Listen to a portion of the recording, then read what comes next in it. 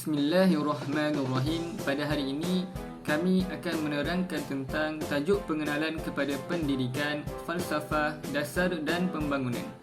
Kumpulan kami terdiri daripada 4 orang ahli, iaitu saya sendiri, Adam bin Abu Bakar, Zulfa binti Salihin, Wan Luqman Putra bin Wan Muhammad Lutfi dan Muhammad Aiman bin Muhammad Afandi. Sebagai permulaan, saya, Adam bin Abu Bakar, memegang nombor kad metrik D20201094 517 akan menerangkan tentang hubung kait falsafah, dasar dan sistem pendidikan dalam perkembangan pendidikan di Malaysia. Sebelum itu, saya akan mendefinisikan apa itu falsafah, dasar dan sistem pendidikan.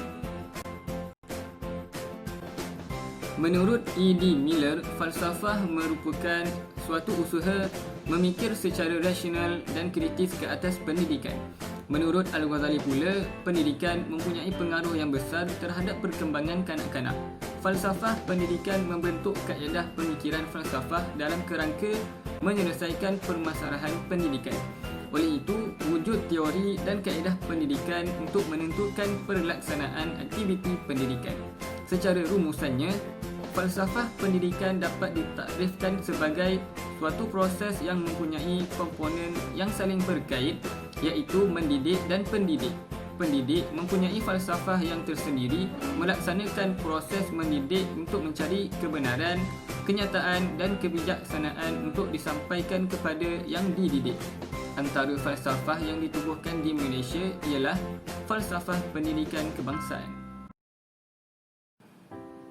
Seterusnya, kita pergi ke dasar pendidikan.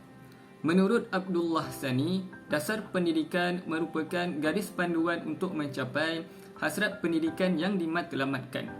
Jadi, secara rumusannya, dasar merupakan formulasi idea-idea sebagai suatu garis panduan atau tindakan. Dalam pendidikan, dasar-dasar yang dibina menjadi panduan ke arah mencapai matlamat yang telah ditetapkan. Pelaksanaan sesuatu dasar pendidikan melibatkan aspek perundangan yang disahkan. Jadi secara umumnya, dasar merupakan perkara yang menjadi asas atau perkara penting untuk dilaksanakan. Dasar ini berhubung kait dengan falsafah pendidikan dan sistem pendidikan. Antara contoh dasar yang ditubuhkan di Malaysia ialah dasar pendidikan percuma. Akhir sekali, kita pergi ke sistem pendidikan. Menurut Roger A. Kaufman, sistem sebagai keseluruhan yang tersusun dari individu atau berkumpulan untuk mencapai hasil atau tujuan yang diinginkan berdasarkan keperluan. Jadi, secara rumusannya, sistem pendidikan merupakan satu strategi atau cara yang digunakan untuk melaksanakan proses pengajaran dan pembelajaran untuk mencapai tujuan agar dapat mengembangkan potensi setiap lapisan masyarakat. Sebagai contohnya, sistem pendidikan di Malaysia mempunyai 3 kategori, iaitu institusi kerajaan, institusi pendidikan bantuan kerajaan dan institusi pendidikan lain di peringkat persekolahan.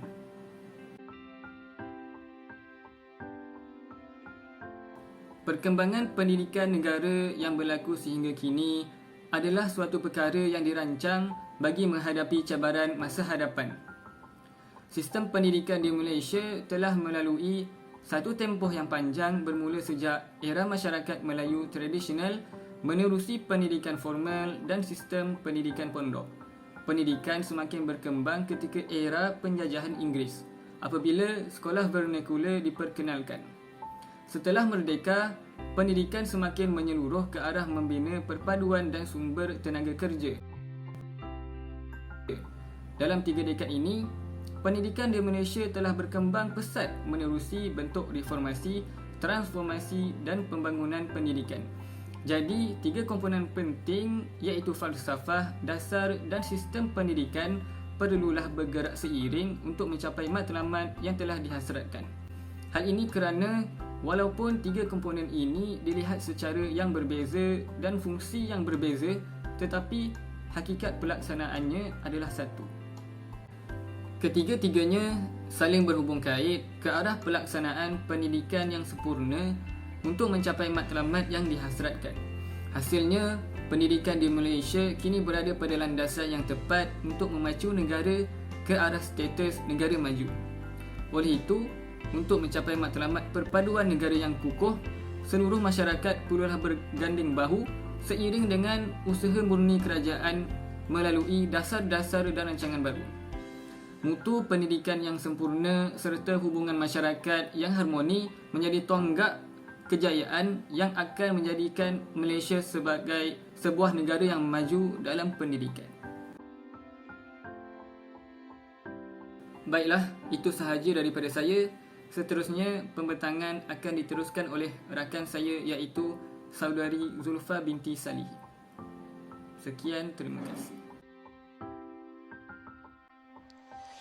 Nama saya Zulfa binti Salihin, pemegang kad matrik di 2020-109-4518. Seterusnya kita masuk kepada fungsi falsafah terhadap perkembangan pendidikan di Malaysia. Fungsi falsafah boleh dibahagikan kepada 5 bahagian.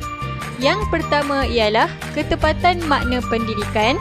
Yang kedua ialah menentukan matlamat dan hala tuju pendidikan. Yang ketiga ialah kebermaknaan hasil pendidikan. Yang keempat ialah menetapkan proses pendidikan. Dan yang terakhir ialah penambahbaikan pendidikan.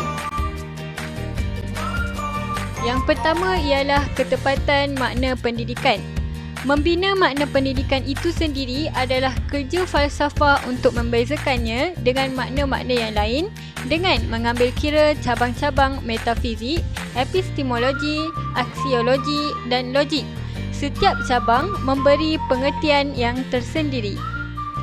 Metafizik membawa maksud ketuhanan, realiti dan kesejagatan. Yang kedua ialah epistemologi yang bermaksud perihal ilmu dan pengetahuan. Seterusnya ialah aksiologi. Aksiologi adalah mengenai nilai etika dan estetika. Manakala yang terakhir ialah logik, iaitu mengenai pemikiran dan penyelesaian masalah. Contoh ketepatan makna pendidikan ialah pengajaran, pembelajaran, kurikulum dan pentaksiran. Seterusnya ialah menentukan hala tuju dan pendidikan. Falsafah pendidikan menentukan arah ke manakah setiap warga negara perlu dibimbing pada peringkat usia persekolahan. Sekolah merupakan institusi yang dibina untuk kepentingan masyarakat bagi menyediakan tempat didikan yang sempurna terhadap anak-anak mereka menjadi insan yang sempurna dan warga negara yang dicita-citakan. Contohnya ialah keinsanan, kemanusiaan, ketuhanan, pembangunan dan kelestarian. Yang ketiga ialah kebermaknaan hasil pendidikan. Tujuan pendidikan yang telah ditetapkan memberi gambaran yang jelas tentang hasil pendidikan yang mesti dicapai, warga negara yang bagaimana yang semestinya dibentuk dan pembangunan yang bagaimana yang akan dilaksanakan. Contohnya warga negara yang berakhlak, harmoni, bersatu padu, seimbang dan progresif. Yang keempat ialah menetapkan proses pendidikan. Dengan adanya matlamat dan hasil pendidikan yang hendak dicapai, maka perkara penting berkaitan dengannya ialah menetapkan cara atau proses yang perlu dilaksanakan ke arah mencapai matlamat dan hasil pendidikan tersebut. Terakhir ialah penambahbaikan pendidikan. Membina falsafah pendidikan merupakan langkah pertama untuk membaiki proses pendidikan dalam sistem pendidikan yang dilaksanakan di sesebuah negara. Contohnya seperti pendidikan sepanjang hayat, pendidikan masa depan dan pendidikan potensi. Sebagai kesimpulan, manusia berbeza dengan makhluk lain ialah kerana fungsi manusia itu sendiri dijadikan oleh pencipta untuk memimpin, mentadbir dan mengurus alam ini dengan sebaiknya. Pendidikan adalah kunci utama untuk menyedarkan manusia dari kejahilan dan kebodohan. Hanya manusia yang bijaksana yang tahu dirinya adalah insan istimewa. Oleh itu, falsafah pendidikan berfungsi secara langsung untuk mengupayakan manusia berfikir dan bertindak secara bijaksana. Dari aspek kepentingan falsafah pendidikan pula, ia terlalu luas untuk dibincangkan kerana disiplin ini mencakupi kehidupan manusia itu sendiri. Assalamualaikum warahmatullahi taala wabarakatuh. Nama saya Wan Luqman Putra bin Wan Muhammad Lutfi, pemegang kad metrik D202010094519. Baik. Saya akan menerangkan mengenai pengaruh pendidikan. Pengaruh pendidikan boleh dibahagikan kepada dua. Yang pertama, pengaruh pendidikan terhadap pembangunan modal insan, dan yang kedua ialah pengaruh pendidikan terhadap pembangunan negara. Baik, pengaruh pendidikan terhadap pembangunan modal insan pula boleh dilihat dari 4 aspek, iaitu intelek, rohani, emosi dan jasmani. Intelek merupakan unsur yang penting dalam perkembangan manusia. Oleh itu, pendidikan dapat melahirkan insan yang mempunyai daya fikir yang tinggi dan juga berkualiti. Buktinya, seseorang itu dapat berfikir secara kritis, kreatif dan juga inovatif, di samping mampu memberikan manfaat ilmu yang telah dipelajari kepada orang lain. Seterusnya, rohani. Dengan penglibatan seseorang itu dalam pendidikan, maka secara automatik akan melahirkan seorang yang murni akhlaknya dan menghadirkan rasa insaf dalam dirinya terhadap penciptanya. Yang ketiga, iaitu emosi. Emosi adalah sesuatu perkara yang mana melibatkan jiwa dan juga perasaan seseorang. Maka ianya sangat penting kerana setiap tingkah laku seseorang itu juga dipengaruhi oleh emosi mereka masing-masing. Maka dengan penglibatan pendidikan ini, seorang itu akan melahirkan perasaan tenang dan tingkah lakunya juga terkawal. Dan yang paling penting, dapat melahirkan jiwa yang memiliki semangat perpaduan yang utuh. Dan yang akhir sekali ialah pengaruh pendidikan itu terhadap jasmani seseorang. Dengan adanya penglibatan pelajar dalam kokurikulum seperti badan beruniform dan juga persatuan, maka secara tidak langsung dapat melahirkan insan yang sihat, bukan sahaja daripada mental, malah fizikal. Okey, baik, mari sama-sama kita lihat pula pengaruh pendidikan dalam pembangunan negara. Ianya mempengaruhi 5 perkara. Yang pertama, ekonomi, sosial, politik, alam sekitar, agama dan juga moral. Secara ringkasnya, pengaruh pendidikan terhadap ekonomi ialah dapat membina rakyat ke arah pekerja yang kreatif di samping meningkatkan produktiviti penghasilan. Buktinya, TVET telah pun berjaya meningkatkan kecekapan dan juga kemahiran bekerja dalam kalangan rakyat. Manakala dari sudut politik pula ialah penyertaan demokrasi, hubungan diplomatik, kestabilan, keadilan dan hak asasi, juga kebebasan. Sebagai contoh, pendidikan percuma jelas memberikan ruang dan juga peluang kepada semua untuk menyokong kualiti hidup dan juga hak bersuara.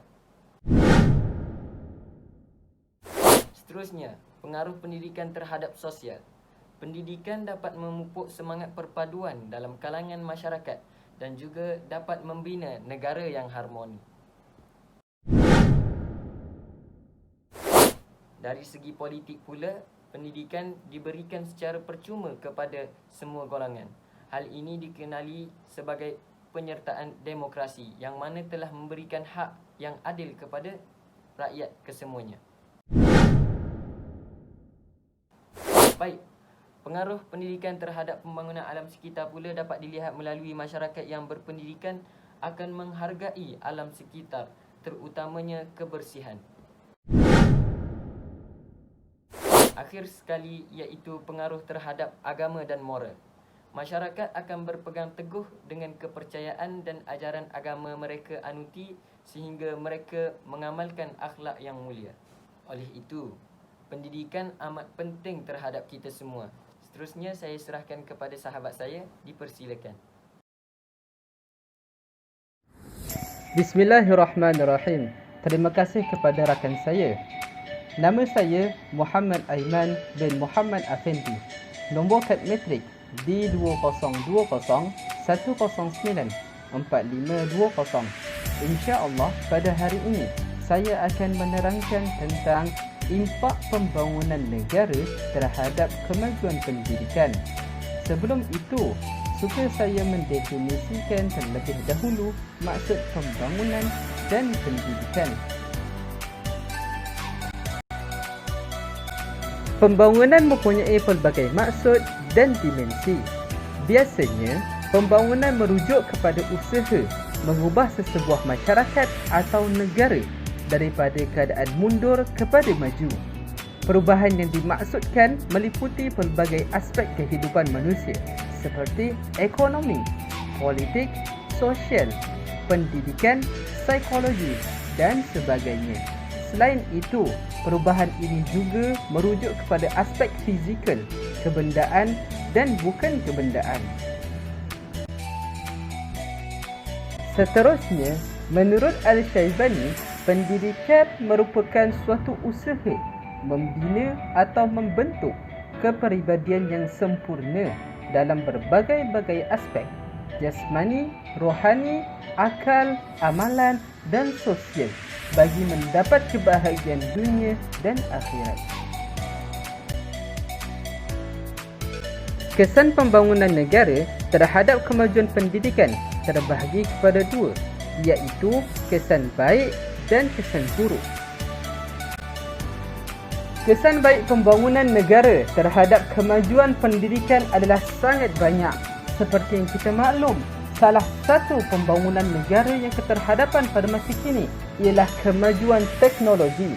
Lebih-lebih lagi, musim wabak COVID-19 kini, majoriti pendidikan berasaskan online. Dengan kemajuan teknologi ini, ia dapat membantu proses PNP berjalan seperti biasa dengan menggunakan medium-medium tertentu seperti Google Meet, Webex dan sebagainya.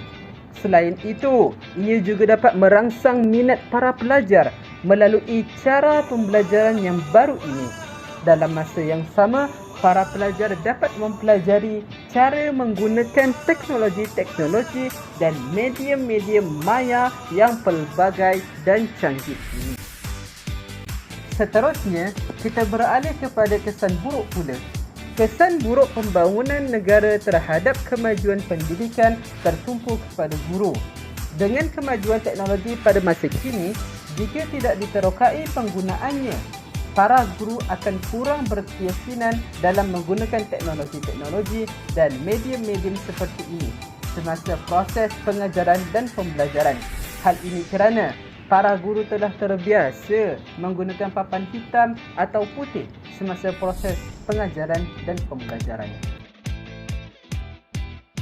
Oleh itu, secara kesimpulannya, para guru, murid dan setiap pihak yang terlibat dalam meningkatkan kualiti pendidikan negara bagi menyanyi di peringkat antarabangsa perlulah bersedia dalam aspek fizikal, emosi dan rohani. Kemahiran-kemahiran berasaskan teknologi haruslah diterokai. Wallahu a'lam bissawab. Sekian sahaja penerangan daripada kumpulan kami. Setiap yang bermanfaat boleh diambil dan dipakai. Setiap yang salah, kami memohon ribuan kemaafan. Sekian, terima kasih. Assalamualaikum warahmatullahi wabarakatuh.